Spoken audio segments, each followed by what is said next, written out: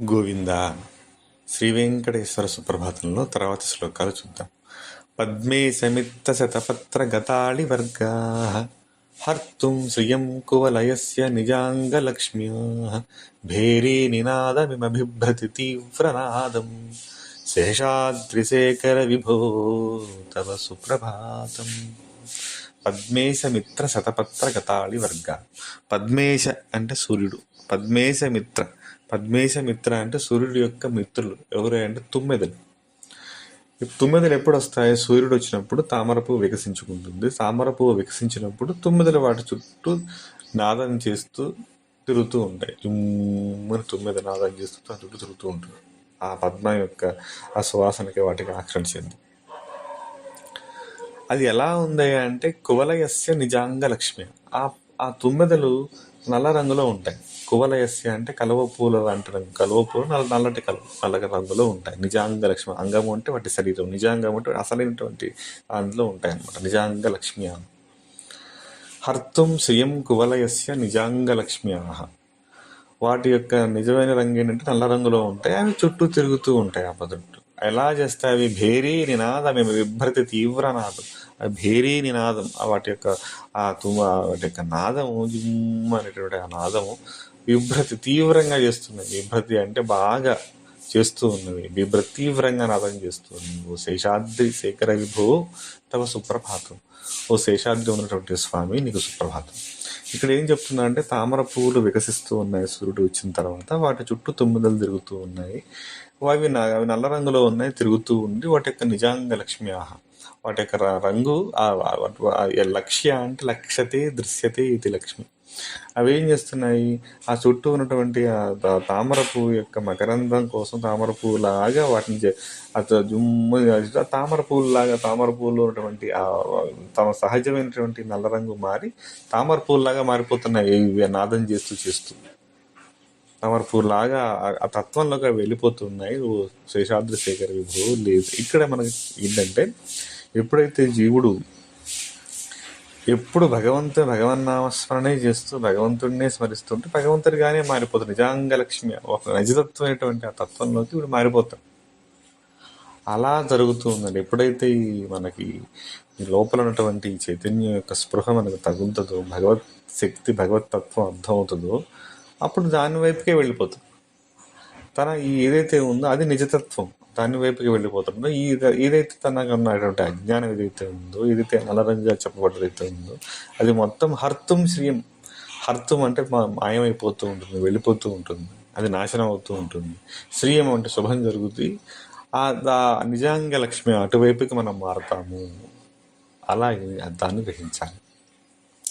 శ్రీమన్నభీష్ట వరదాఖిల లోక బంధో శ్రీ శ్రీనివాస జగదేక దయైక సింధో శ్రీదేవతాగ్రహ భుజాంతర దివ్యమూర్తే శ్రీ వెంకటాచలపతే తవ సుప్రభాతం. శ్రీమన్ లక్ష్మీదేవి ఉన్నటువంటి స్వామి, అభీష్ట వరదాఖిల లోకబంధు, అందరిగిన అభీష్టాలని తీర్చేటువంటి స్వామి, శ్రీనివాస. శ్రీనివాస శ్రీనివాస అంటే లక్ష్మీదేవి ఉన్నవాడు. శ్రీనివాస అంటే ఇంకా గౌరవంగా చెప్తున్నాడు. జగదేక దయైక సింధో, మొత్తం జగత్తు మీద కూడా సింధో దయైక సింధో దయా సముద్రుడా. శ్రీ దేవత గృహ భుజాంతర దివ్యమూర్తి. శ్రీదేవత అంటే లక్ష్మీదేవి. ఎక్కడుంది ఆయనకి? భుజాంతర దివ్యమూర్తి, రెండు భుజాల మధ్యలో ఉంది. హృదయస్థానంలో తన గృహంగా నివాసం చేసుకుని ఉంది. అటువంటి స్వామి శ్రీ వెంకటాచలపతి. ఆ వెంకటాద్రి చలపతి, వెంకటాచలము అంటే ఆ కొండ యొక్క పతి. నీకు నమస్కారం. ఆ కొండ మీద ఉన్నటువంటి స్వామి నీకు నమస్కారం, నీకు సుప్రభాతమవుగాక. అప్పుడు ఏమవుతుంది? సాధకుల్లో ఉన్నటువంటి ఆ చైతన్య శక్తి మేల్కొని హృదయం ద్వారా వ్యక్తీకరణ జరుగుతుంది. శ్రీమన్నభీష్టవరద అఖిల లోకబంధో. ఎప్పుడైతే ఆ జీవుడు పూర్తిగా దానికి సరెండర్ అవుతాడు ఆ చైతన్యానికి, అప్పుడు అది మొత్తం కూడా ప్రశాంతంగా దయా సముద్రంతో అద్భుతంగా లక్ష్మీ స్వరూపంగా ఉంటుంది.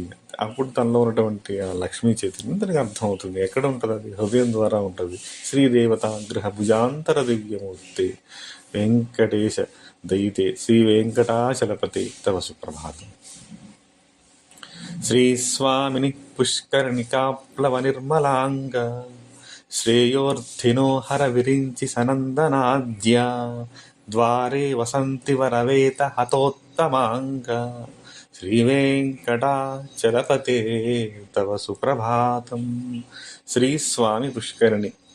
స్వామి పుష్కరిణిలో దగ్గరికి వచ్చినటువంటి వాళ్ళు స్వామి పుష్కరిణిలోకి వచ్చి పవిత్రులే వస్తున్నారు. శ్రీ స్వామి పుష్కరిణి కాప్లవ నిర్మలాంగ. నిర్మలాంగ అంటే ప్యూరిఫై వస్తున్నారు. శ్రేయోర్థిను శ్రేయస్సు గౌరవాలై హర విరించి సనందనాద్య. ఎవరు వచ్చిన వాళ్ళు ఎవరెవరు? హర ఈశ్వరుడు, విరించి బ్రహ్మ, సనందనాద్య సనక సనంద సనత్ కుమార సనత్యాదులే మహర్షులు. వరనేత్ర హతోత్తమాంగ. వరనేత్రులు అంటే ద్వారపాలకులు చేత పర్మిషన్ తీసుకుని వాళ్ళందరి దగ్గరికి వచ్చి వెయిట్ చేసి చూస్తున్నారు. స్వామి నువ్వు నిద్రలే, ఇక సుప్రభాతము అని చెప్పి చెప్తున్నాడు. ఇక్కడ ఏంటి?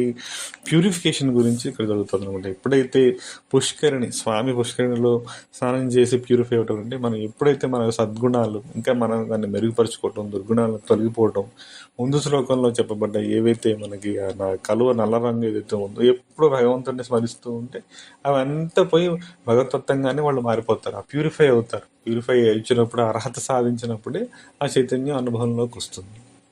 ఓ వెంకటాచలపతి నీకు సుప్రభాతం. శ్రీ శేషశైల గరుడాచల వెంకటాద్రి నారాయణాద్రి వృషభాద్రి వృషాద్రి ముఖ్యాం ఆఖ్యాం త్వదీయ వసతేర నిజం వదంతి శ్రీ వెంకటాచలపతే తవ సుప్రభాతం. కొండకున్నటువంటి పేర్లు ఏవైతే ఉన్నాయో శ్రీ శేషశైల గరుడాచల వెంకటాద్రి నారాయణాద్రి వృషభాద్రి వృషాద్రి ముఖ్యాం. తిరుమలగిరిని వెంకటాద్రి అని, శేషాద్రి అని, గరుడాచలం అని, వెంకటగిరి అని, నారాయణగిరి అని, వృషభాచలం అని, వృషాద్రి అని రకరకాల పేర్లతో పిలుస్తూ ఉంటారు. ఈ కొండ ఎక్కడి నుంచి వచ్చిందంటే వైకుంఠంలో వచ్చినటువంటి శ్రీవారు స్వయంగా విహరించేటువంటి క్రీడాద్రి పర్వతాన్ని భూమి మీద తన నివాసం ఉండడానికి నిశ్చయం చేసుకున్నప్పుడు గరుత్మంతుడి ద్వారా ఆ పర్వతాన్ని ఈ తిరుమల ఉన్నటువంటి పర్వత స్థానముల ప్రాంతంలో ఉంచమని చెప్పడం జరిగింది. సో అది గరుత్మంతుడు తీసుకొచ్చాడు కాబట్టి గరుడాద్రి అని, నారాయణ కొలువు ఉన్నాడు కాబట్టి నారాయణాద్రి అని, వృషభాసుడు అనేటువంటి రాక్షసుడిని అక్కడ స్వామి సంహరించాడు కాబట్టి వృషభాద్రి అని, ధర్మమే ఆ స్వరూపంగా వెలిసింది కాబట్టి వృషాద్రి అని, వృషము అంటే ధర్మం, వృషాద్రి అని, శేషశైలం అంటే ఈ ఆదిశేషుడే మొత్తం ఆ పర్వత రూపంలో ఉన్నాడు కాబట్టి అది శేషశైలం అని, శ్రీశైలం అని అంటే లక్ష్మీను అని, శ్రీ ఇలా రకరకాల పేర్లతో అది పిలువబడుతూనే ఉంది ఎన్నో లక్షల సంవత్సరాలు బట్టి. 7 అనేది మనకి ముఖ్యం. ఇది పిలువబడుతున్నటువంటి పేర్లలో ఈ పేర్లు ముఖ్యమైనవి. అంతకుముందు కొన్ని వేల సంవత్సరాల క్రితం ఏ పేరుతో పిలువబడిందో, తర్వాత రాబోయే సంవత్సరాలు కొన్ని వేల సంవత్సరాల క్రితం ఎవరికి తెలుసు, మనం చూడలేం కదా. ఆ తర్వాత వచ్చేటువంటి మహానుభావులు యోగులైతే ఎవరైతే ఉన్నారో వాళ్ళు గ్రహించి ఇట్లా జరిగింది, ఇలా ఉంది, ఇలా ఇట్లా ఇట్లా ఇన్ని చరిత్రలు ఇక్కడ జరిగాయి, ఇన్ని అధ్యాయాలు ఇక్కడ చూసాయి. ఇప్పుడు మనకు తెలిసిన చరిత్ర ప్రకారం ఏంటి, అక్కడ స్వామి ఉన్నాడు. ఆ తర్వాత ఈ యాదవరాజులు అక్కడ గుడి కట్టించారు, తొండమాండు గుడి కట్టిన దాని తర్వాత వాళ్ళు పునరుద్ధరించారు. తర్వాత ఈ ఏవైతే ఉందో పల్లవులు యాదవరాజులు వీళ్ళంతా దాన్ని డెవలప్ చేశారు. ఆ తర్వాత రామానుజులు, శ్రీకృష్ణదేవరాయలు ఈ సమయంలో దాన్ని ఇంకా ప్రఖ్యాతి. ఇంత ఇప్పుడు మనకు తెలిసిన చరిత్ర. అంతకు ముందున్న సంవత్సరాల్లో ఏం జరిగిందో తెలియదు కదా. తర్వాత ఇంకో 2000 సంవత్సరాల తర్వాత ఎలా ఉంటుంది తెలియదు. జీవితం ఉన్నటువంటి నిర్మాణాలు మారిపోతాయి కానీ అన్న ధ్రువభైరం ఆ స్వామి అలాగే ఉంటాడు. ఆ స్వామి కూడా మళ్ళీ కనపడకుండా వెళ్ళి మళ్ళీ ఆ తర్వాత మళ్ళీ వ్యక్తపరచవచ్చు. ఏం జరుగుతుందో తెలియదు. సో ఇది ఆ క్షేత్ర ప్రాధాన్యత, అక్కడ ఉన్నటువంటి దైవం యొక్క దైవిక శక్తి మాత్రం అలాగే ఉంటుంది. కొన్ని రోజులు అవ్యక్తంలోకి వెళ్ళిపోతుంది, తర్వాత వ్యక్తంలో వస్తుంది. త్రేతాయుగంలో కూడా ఇక్కడికి వచ్చారు, ద్వాపర యుగంలో కూడా ఇక్కడ ఉన్నారు. త్రేతాయుగంలో ఏదైతే అంజనాద్రిగా పిలువబడుతున్న ఈ క్షేత్రంలో అంజనాదేవి తపస్సు చేసి హనుమంతుడిని పుత్రుడిగా పొందింది. అందువల్లనే ఇక్కడ అంజనాద్రి అన్న పేరు వచ్చింది, జాపాలి తీర్థం. ఇట్లా ఎంతో చరిత్ర ఉన్నటువంటి ఇప్పుడు మనం చూస్తున్నప్పుడు వెంకటేశ్వర స్వామి అలాగే అనిపిస్తున్నాడు. ఆ సంవత్సరాలు ఎలా ఉందో మనకు తెలియదు. అప్పుడు ఎవరైతే మహానుభావులు ఉన్నారో వాళ్ళు ఈ కొండకి ఇన్ని పేర్లు ఉన్నాయి, దీనికి ఇంత చరిత్ర ఉందని వాళ్ళు ధ్యానస్తులే దాన్ని గ్రహించి ఈ రూపంలో మనకు చెప్తున్నారు. పురాణాల్లో చెప్పిందే వీళ్ళు చెప్తారు. సో ఈ రకంగా మనం ఈ అర్థాన్ని గ్రహించాలి. సేవాపరా శివ సురేశ కృశానుధర్మ రక్షోంభునాథ పవమాన ధనాదినాథా బద్ధాంజలి ప్రవిలసన్నిజ శీర్షదేశ శ్రీవేంకటాచలపతే తవ సుప్రభాతం. శివ సురేశ కృశానుధర్మ రక్ష అంబునాథ పవనాథ ధనాధినాథ అంటే అష్టదిక్పాలకుల గురించి చెప్తాను. శివ ఈశ్వరుడు, దేవేంద్రుడు, అగ్ని, యమధర్మరాజు, నైరుతి, వరుణుడు, వాయువు, కుబేరుడు. తూర్పు, పడమర, దక్షిణం, ఉత్తరం, ఆగ్నేయం, ఈశాన్యం, నైరుతి, వాయువ్యం ఈ 8 దిక్కులుగా ఉన్నటువంటి అష్టదిక్పాలకులు వాళ్ళు ఎవరైతే ఉన్నారో నీ దగ్గరికి వచ్చి బద్ధాంజలి ప్రవిలసన్ని సశీర్షదేశ కైమోడ్పు విరిచి చాలా పొలైట్గా నీ దగ్గరికి వచ్చి నమస్కారం చేస్తూ శిరస్సు వంచి నీ దగ్గర ఉన్నారు స్వామి. శ్రీ వెంకటాచలపతి తవ సుప్రభాతం, నీకు సుప్రభాతం గాక.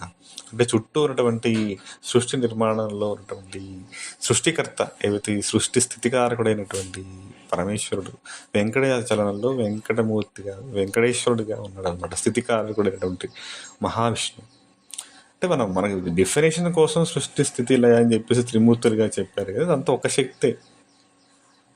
అదే అన్నీ సృష్టి నిర్మాణం చేసింది. అదే సృష్టికి మొత్తం కూడా ఈ సృష్టి వ్యాపారాలు ఏవైతే ఉన్నాయో అవన్నీ మరిటువంటి కార్యక్రమాలన్నింటినీ కూడా తనే నిర్వహిస్తుంది.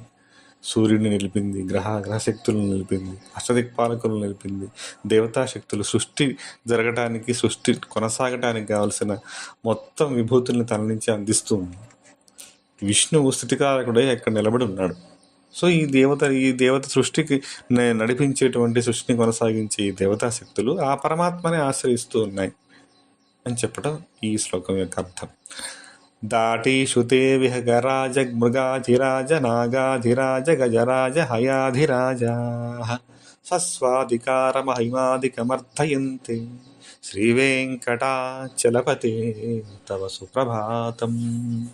తే నీ యొక్క దాటీషు గమనములు ఎందు అంటే వెళ్ళటం ప్రయాణాల ఎందు విహగరాజ మృగాధిరాజ నాగాధిరాజ గజరాజ హయాధిరాజ. విహగరాజ అంటే గరుత్మంతుడు, మృగాధిరాజ అంటే సింహము, నాగాధిరాజ అంటే నాగరాజు, గజరాజు, హయాధిరాజ అంటే గుర్రం ఉచ్చైశ్రవం అన్నమాట.